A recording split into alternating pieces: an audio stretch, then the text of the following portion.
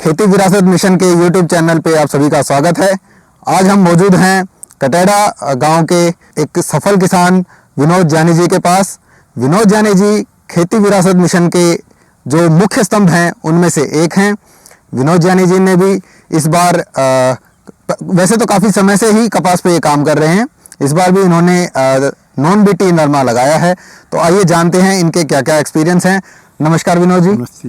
जी, सभी खेती विरासत मिशन के दर्शकों की तरफ से मैं आपका स्वागत करता हूं। जी, आप अपना छोटा सा परिचय के साथ कपास की जैविक खेती से और सबसे पहले जैविक खेती से आप किस प्रकार जुड़े, वो थोड़ी आप अपनी जर्नी के बारे में बताइए।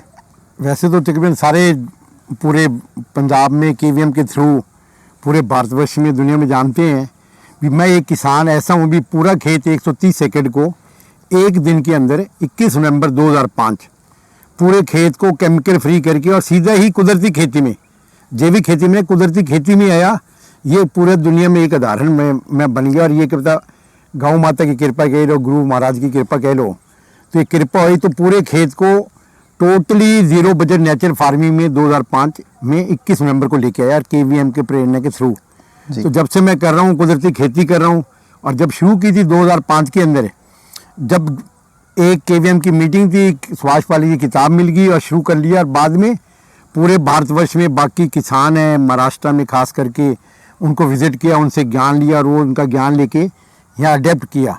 और शुरू में तो सारी केवीएम की मीटिंग थी, तकरीबन 2011 तक सारी मीटिंग यहीं होती थी, बड़ी मीटिंगाँ।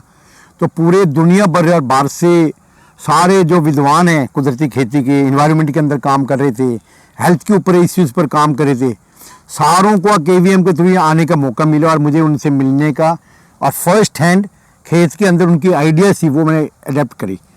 तो इसको धीरे धीरे बना लिया। और आज हम 2022 में 21 में खड़े हैं। तो 16 साल के उपरांत ये मेरा खेत आप देख रहे हो, इसमें 1.5% कार्बन है और 7 pH 7 है और one of the healthiest soil in India है। बड़े एरिया में, स्मॉल एरिया में तो इसे हेल्दी हो सकते हैं, बट 130 सेकंड में one of the healthiest soil हो गया पूरी इंडिया के अंदर। तो ये इसीलिए हुआ भी इतने लोगों का, विद्वानों का, ज्ञानियों का जो आए हैं यहाँ, उन्होंने ज्ञान दिया, मैं अडेप्ट करता रहा हूँ धीरे धीरे। और जो आज ये विषय में आपका कॉटन का है जी, तो ये देसी कपास। अच्छा, हमारे खेत के अंदर पहली बात तो ये है, हम देसी बीज बोल दो, नेटिव सीड्स, कोई ट्रेडिशनल बोल देते हैं, कोई हाईलूम बोल देते हैं, सारे ओपन पॉलिटेड। तो ये देसी बीज ही की एक भाषा है। इसके बाद हाइब्रिड और बीटी आ गया। हाइब्रिड तो बाई चांस कोई सब्जी हो जाए गोभी की तो कह नहीं सकता, बाकी हाइब्रिड बीज भी खेत में नहीं बढ़ता। बीटी का तो सवाल ही नहीं है। इतने साल हो गए को हमने बीज में हमने बिचाना है, कंपनियों ने कंट्रोल कर लिया जी। आज सबसे दुख भरा पूरे देश के अंदर है और ख़ास करके पंजाब में 99.9% सीड्स कंपनियों ने कंट्रोल कर लिया और किसान कंपनियों पर निर्भर अपने बीज के लिए जी। और हमारा ये एक बीज बचाना आंदोलन के भी एक हिस्से हम, तो हमारा देसी बीज हम बचाएंगे। हम किसान नहीं बचाएंगे तो कौन बचाएगा, तो हम किसान बचा रहे हैं। तो देसी बीज ही की बात करेंगे। तो ये कपास है जो इसे अमेरिकन कॉटन कहते हैं, लॉन्ग स्टेपल है। तो ये देखो आज की बात नहीं है, मैं जब से 2005 से पहले केमिकल खेती करता था तो 100 एकड़ के मोनोकल्चर था, जब 100 एकड़ कॉटन करता था। और मैं पहले फार्मर था पूरे पंजाब में। 2002 के अंदर जो बीटी आई थी, जब अंकुर एक बीटी कॉटन थी, मैंने बीती थी जी, तो काफ़ी हुआ। बट जिस दिन छोड़ दिया, जब बीटी का नाम ही नहीं लेते और खेत में बनने ही नहीं देते जी। बट उसके 2005 के बाद 1-2 एकड़ देसी कपास या अमेरिकन कॉटन बीजता रहा भी। मैं बीजना भूल ना जाऊँ, क्योंकि सबसे ज़्यादा बीमारी यदि किसी फसल में लगती है तो कपास एक है, इसमें 42 प्रकार की बीमारियाँ, फंगस वगैरह लगती है, 42 टाइप्स जी। और सबसे ज़्यादा इंसेक्ट अटैक होता है। तो पिछले साल में शुरू में बीजता रहा, कभी हो जाती है अच्छी कभी बीमारी, पर 1-2 एकड़ थे, इतना मायना नहीं रखती थी मेरे लिए बड़े खेत में, पर बीजता रहूँ। बट इस बार केवीएम ने एक मिशन ले लिया और कई कंपनी आगे बढ़ी, हाथ बढ़ाया उन्होंने भी, हमें ऑर्गेनिक कॉटन चाहिए, देसी ऑर्गेनिक कॉटन, देसी सीड की। तो मैंने इनके केवीएम के साथ से जुड़ के ये 17 एकड़ 22-28 बीज हमने इनमें से KVM ने प्रोवाइड किए हैं। उसके 22-28 हमने बीज बीजे हैं और ये पूरा खेत मेरा है, ये टोटली 0 बजट। इसको बीजने के बाद इसकी चुगाई कर रहे हैं जी। इसमें केवल 2 बारी ट्रैक्टर आया है, तो ट्रैक्टर ने इसमें जो घास मारने के हलवा बोलते हैं, तो ट्रैक्टर ने 2 हलवा करके गए हैं और इसके बाद कोई आदमी ना गोडी निकली हमने ना। इस साल हम जीवामृत की, लस्सी की है 10 पानी या पातियों का पानी किसी की स्प्रे नहीं की, पूरे खेत में कुछ नहीं किया जी। बीजने के बाद इसको प्लकिंग ही कर रहे हैं केवल। हाँ, इसको एक सिस्टम जरूर बनाया है अभी खेत के हमारे पास उस बाउंड्री के अंदर जो हमारे साउथ बाउंड्री उसमें काफ़ी पेड़ है, जैसे शो नहीं कर रहा आपको, सारी तरफ पेड़ हैं। और ये जो नॉर्थ साइड है जी। इसमें हमने, आप पीछे देख लो बैकग्राउंड में, ये पिजन पी अरहर जी। Arhar is a trap crop for cotton. जी। अरहर के पौधे हमने बार बार लगाए हैं। ऐसे खेत के अंदर काफ़ी नाइट्रोजन फिक्सिंग वगैरह लगते हैं, तो नेचर की सिस्टम के साथ हमने लिए है। और इसका approximate hill by doing nothing, को ये पहले हमने तैयारी नहीं थी। ये तो उमिंदर जी ने कॉल की मार्च के अंदर की हमने कॉटन बीजना है जी। तो ये पहले कहते हमने कॉटन बीजना है, तो खेत को पहले काफ़ी तैयारी करते जी। तो इससे खेत के अंदर को जो सीजनल क्रॉप्स है उनके प्रीवियस क्रॉप क्या है उसके ऊपर काफ़ी डिपेंड करते हैं यील्ड का। जी। तो प्रीवियस क्रॉप इसके ऊपर थी वीट, तो वीट को भी नाइट्रोजन चाहिए। कॉटन है सेल्फ सस्टेनेबल होता है नाइट्रोजन में, बट वीट के ऊपर है ऑर्गेनिक में नेचुरल वे में कॉटन करो तो थोड़ा कम होते हैं जी। और वीट से पहले इधर मस्टर्ड थी, तो ये नाइट्रोजन फिक्सिंग क्रॉप बीच में नहीं आया, तो इसमें ग्वार बीजना बट कॉटन बीज दिया, इसलिए थोड़ा सा यील्ड इसका 5 क्विंटल पर एकड़ अच्छा है, अबव एवरेज है। बट जितना मैं कहता हूँ भी 10 क्विंटल तक होना है, उम्मीद करा था मैं जी। वो पहले सॉइल को प्रिपेयर कर सकते हैं। को previous history must be knowing, या चने होते इससे पहले या बरसीम होती है फॉडर, तो उस पर कॉटन बड़ी अच्छी होती। जी। तो ये एक थोड़ा सा मिसिंग रह गया इसमें, अगले साल इसे बेटर करेंगे, बट विदाउट डूइंग एनीथिंग तो अच्छा फील्ड का ये क्रॉप मेरे पास हो रहा है। अच्छा विनोद जी, आपको जैसे पूरे देश भर में ही, खासकर पंजाब में ये रोला मचा हुआ है कि गुलाबी सुंडी का अटैक आ गया, पिंक बोलवर्म का अटैक आ गया, आपको भी ऐसा कुछ देखने को मिला क्या? मैं तो देखने को नहीं समझ गया मैं जी। कि ये कंपनीज की शरारत है जी। हैं? जी। जो मिलीबग आई थी, हाँ जी। पंजाब में मिलीबग कोई डर नहीं था, कभी आती थी थोड़ी बहुत को ध्यान नहीं देता, तो ये मिलीबग का कोई जेके इसके एग्स कह लो कुछ भी कह लो, ये कंपनी वाले जाने किसान स्प्रे नहीं कर रहे हैं तो उन्होंने छोड़ा। पहले साल रिवर्स के साथ साथ आई थी जो हमारे कनाल सिस्टम्स हैं, अगले साल पंजाब के खेतों में बढ़ गई किसानों के, तो किसानों ने पूरी स्प्रे की। 2 साल बाद गवर्नमेंट ने लाखों करोड़ों रुपए उसमें राउंड अप की स्प्रे की, तो कंपनियों को कितना फ़ायदा किया है जी। तो ये गुलाबी सुंडी पहले हमें केमिकल में खेती करते थे कॉटन की जी। और फिर ऑर्गेनिक भी किए, तो गुलाबी सुंडी का टाइम होता है मई जून, जी।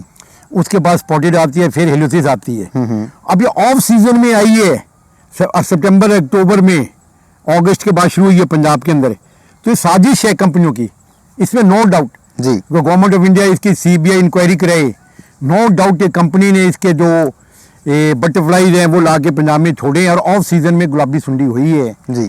तो ये इनकी क्यों 2 साल से किसानों को कम कॉटन में स्प्रे नहीं करनी थी, बीटी वालों को भी बेचारों को कम करनी पड़ती थी, फिर भी बीटी भी महंगा लेके बीज बेचते और स्प्रे नहीं करनी पड़ती थी, कंपनियों को खरबों खरबों रुपए का नुकसान था जी। तो इन्होंने मिली भगत करके इन्होंने इसका लावा आके छोड़ा है अभी पॉकेट्स में।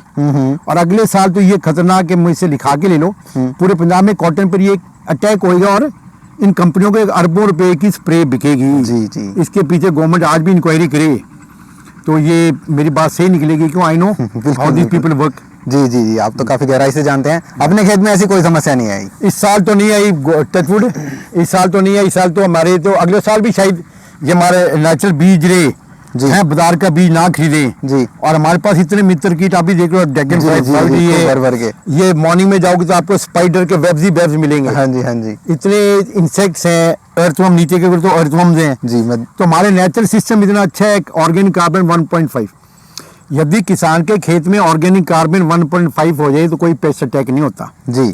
तो 1.5 पर हम आगे अगले साल और भी बेटर होगी जी। तो 2% पर तो पेस्ट अटैक आते ही नहीं, प्लांट में इतनी क्षमता होती है पेस्ट को बाहर भगाने की। जी। तो आप पूरे कॉटन देख रहे हो हमारे पास हार्डली 1% पेस्ट का अटैक है जी, विदाउट डूइंग नथिंग। जी। जी। तो बीटी वो इसमें हम तो कर रहे हैं, बट बाकी किसान है जो बीटी वाले बेचारे वो इसके चक्कर में कंपनियों के दोबारा उनके दबाव में आ जाएंगे अगले साल। जी।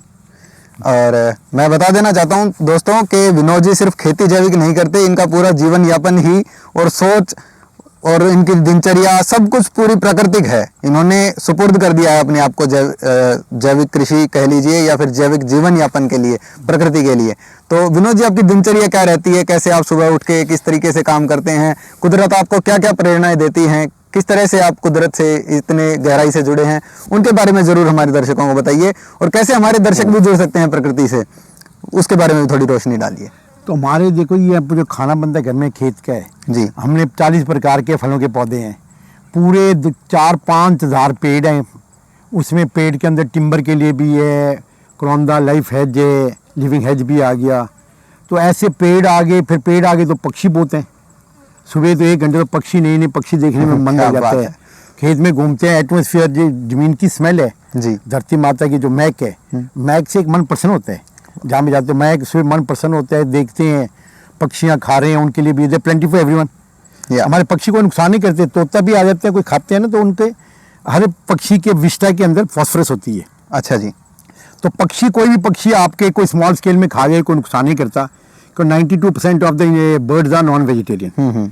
तो आपके कीड़े मकोड़ खाएंगे तो 5-7% वेजिटेरियन है, वो थोड़ा बहुत खाएगी तो विष्ठा आपके खेत में करेगी, तो वो फॉस्फोरस है जी। तो पक्षी को भी हम लाइक करते हैं। पक्षी भी आगे, ये जो खेतों के अंदर खरगोश हो गए, बड़े बड़े सांप भी मिल जाते हैं कई बारी, नेवले बोते हैं जी, गिद्दड़ हो गए। तो ऐसे वाइल्ड एनिमल्स काफ़ी आगे, बर्ड्स भी आ गई। पूरा ये नेचुरल का है। तो इसमें खेत में सुबह घूमते हैं तो पूरी तरह पटड़ियाँ लगी है, तो हम फूलों की खेती करते हैं जी। गुलाब तोड़ते हैं भगवान को अर्पण लेके गुलाब के फूल लेके जाते हैं जी। हार श्रृंगार आ गए, अलग अलग तरह के फूल आ गए। डेली घर में जाते हैं सुबह सुबह, सबसे पहले भगवान जी को अर्पण करने के, हर एक देवता को अलग अलग फूल चढ़ते हैं। शंकर भगवान को बेलगिरी चढ़ते हैं, बेल के पत्ते लेके जाते हैं जी। तो ऐसे वो पूरा दिनचर्या है ना, एक नेचर से, देवताओं से, गॉड से जुड़ने के बाद भी सरबत का भला जी। फिर ये कैसे वो सरबत का भले के सोच के निकलते हैं और सरबत का भला ही कर रहे हैं। वाह। तो जैसा कि आपने देखा दोस्तों, विनोद जी बिल्कुल एकदम आध्यात्मिक इंसान हैं। और विनोद जी, जैसे हमारा जो त्रिंजन का उपक्रम है, जैसे मैंने जो ये कुर्ता पहना है, ये हमारे विनोद जी जैसे किसानों ने ये कपास उगाई। उसके बाद जो कतइये हैं, हमारे कारीगर साथ जुड़े हुए हैं, माताएं हैं, उन्होंने इसका धागा काता देसी चरखे पे, और उसके बाद जो बुनकर हैं हमारे, उन्होंने इसकी बुनाई करी। तो इस त्रिंजन उपक्रम के बारे में आप क्या कहना चाहेंगे विनोद जी?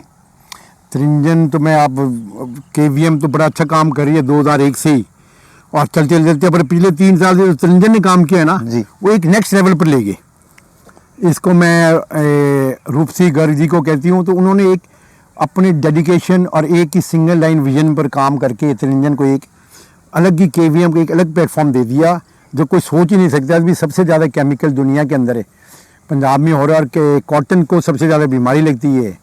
उस कॉटन के कपड़े पंजाब में बन रहे हैं जी, तो किसी ने कल्पना ही नहीं की होगी पूरे विश्व के अंदर जी। तो हम भी बड़े खुश हैं, भी त्रिंजन ने इतना अच्छा काम किया है।